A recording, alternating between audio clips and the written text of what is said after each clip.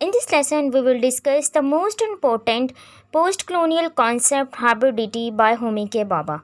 Hybridity का post colonial literature या post colonial study के साथ क्या रिलेशन है और हम हाइब्रिडिटी को इन पोस्ट कलोनियल वर्क में किस तरह फाइंड आउट कर सकते हैं, इसको हम स्टडी करते हैं। सबसे पहले इस वर्ड को देखते हैं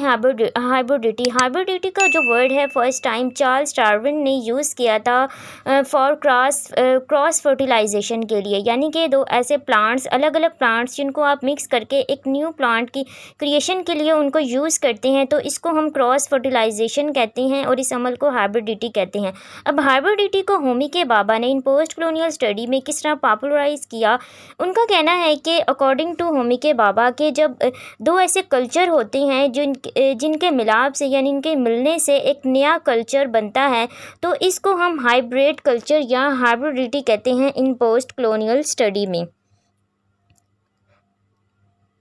hybridity refer to any mixing of East and Western culture within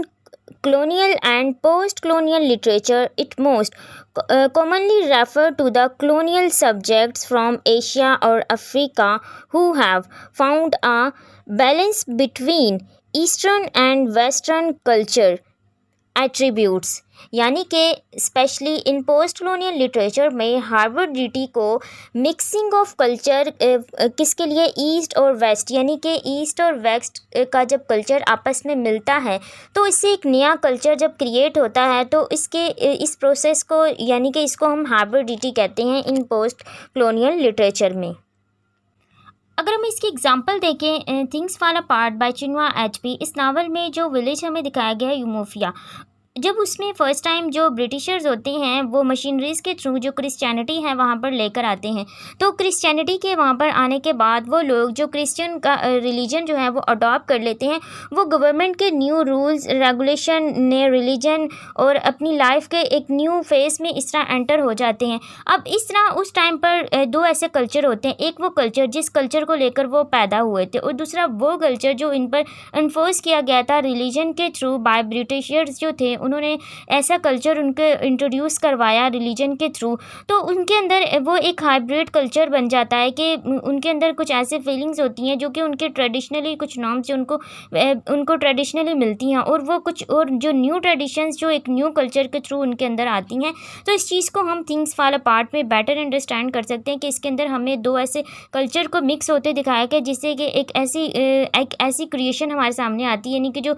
Africans के लोग हैं, यूमोफिया के लोग, वो किस तरह एक न्यू कल्चर के अंदर एक न्यू फेज़ के अंदर एंटर होते हैं और वो किस तरह नई चीज़ों को अडॉप्ट करते हैं। और इस टर्म को हम अपनी कॉमन लाइफ के साथ भी रिलेट कर सकते हैं, क्योंकि बेसिकली अगर हम देखें तो हम जिन कंट्रीज़ को कॉलोनाइज़ किया गया था वो अपनी इंडिपेंडेंस के बाद यानी उनकी जो स्ट्रगल थी कि उन्होंने ब्रिटिशर्स यानी यूरोपियन से इंडिपेंडेंस लेनी है, तो उस टाइम पर वो उनके लिए एक हेट की फीलिंग रखते थे कि वो इन्होंने इनको एक्सप्लॉइट किया है, हर लिहाज से इनकी एक्सप्लॉइटेशन की है। लेकिन जब उनसे इंडिपेंडेंस लेने के बाद आज भी हम जो वेस्टर्न कल्चर है उसको अडॉप्ट करते हैं, उनके जो उनके ट्रेडिशंस हैं और उनके जो ईटिंग स्टाइल होते हैं, उनका लाइफ स्टाइल है, उन सबको हम अडॉप्ट भी करते हैं। और इसके साथ साथ ऑन दी अदर हैंड हम और जो उन्होंने लोगों को एक्सप्लॉइट किया, उनके ऊपर जुल्म किया, उस चीज़ को हम निगलेक्ट भी करते हैं, यानी उसको हम एक्सेप्ट करते हैं कि ये जो उन्होंने सब कुछ किया वो कॉलोनाइजेशन के थ्रू वो गलत काम था। लेकिन फिर भी हम इसी चीज़ को हम हाइब्रिडिटी कहते हैं कि हम आज भी हम एक मिक्स कल्चर के साथ रह रही हैं कि बेसिकली एक वो कल्चर यानी वो ट्रेडिशंस नॉर्म्स वगैरह जो हमारी ओरिजिनल हैं और दूसरी वो जो हमें वेस्टर्न कंट्रीज़ के थ्रू मिली हैं। जो भी हम पोस्ट कलोनियल स्टडी या पोस्ट कलोनियल लिटरेचर का कोई भी ऐसा वर्क पर उसके अंदर हम इस चीज़ को